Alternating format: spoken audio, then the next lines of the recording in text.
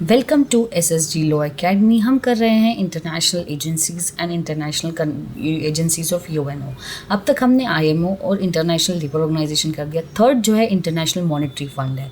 International monetary fund इसमें हमारी third agency है। अब तक हमने 2 एजेंसीज कवर कर दिए और उनकी सेपरेट वीडियो ऑलरेडी हमारे चैनल पे अपलोडेड है। तो आईएमओ जो है इंटरनेशनल मॉनेटरी फंड है, जो कॉन्फ्रेंस हुई थी 1994 में। बेसिकली एक कॉन्फ्रेंस हुई थी 1994 में जिसमें 44 डेलीगेट्स थे, इंक्लूडेड इंडिया जो थी। इन लोगों ने कम्युनिस्ट कंट्रीज़ के थे। इन्होंने डिस्कशन किया कि भाई ऐसा कुछ इंटरनेशनल बॉडी होनी चाहिए, मॉनेटरी सिस्टम होना चाहिए, स्ट्रक्चर होना चाहिए जो काम करे, ठीक है, जिससे हम लोन ले सकें या जो एक हमारी हेल्प भी कर सके, और हमारे जो एक दूसरे के साथ जो रेट्स हैं जिनसे हम एक दूसरे से लोन्स लेते हैं या हेल्प लेते हैं, मॉनेटरी हेल्प लेते हैं, वो सब रेगुलेट हो। तो तब ये IMF आई।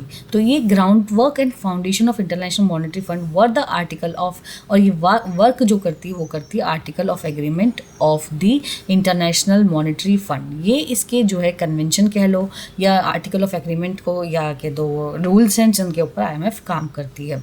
तो IMF जो है एग्जिस्टेंस में आई है 27 दिसंबर 1945 में।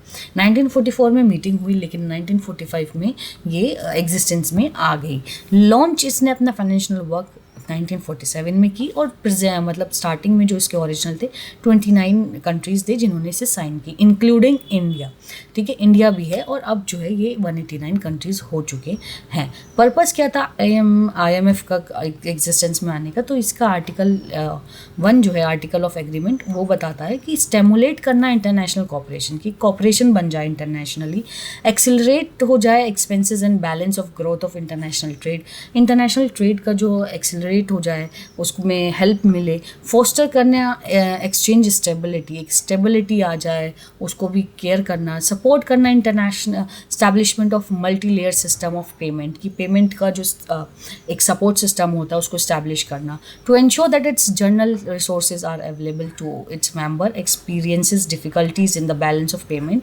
And to adequate safeguards. तो बेसिकली सेफ गार्ड्स बनाना, डिफ़िकल्टीज़ को रिमूव करना, रिड्यूस करना टाइम टेकन को, और डिग्री ऑफ डिसइक्विलिब्रियम को लेसन करना, ताकि जो अमीर है वो अमीर ही ना हो, गरीब ना हो गरीब ना, तो उनमें एक डिसइक्विलिब्रियम को ख़त्म करना। मेन फंक्शन जो regulation of international monetary fund है वो इंक्लूड करती है कि that member countries are granted credit, जैसे हमारी कंट्री ने भी क्रेडिट लिया है टेम्प्रेरी बेसिस पे, जिसकी हम पेमेंट कर सकें।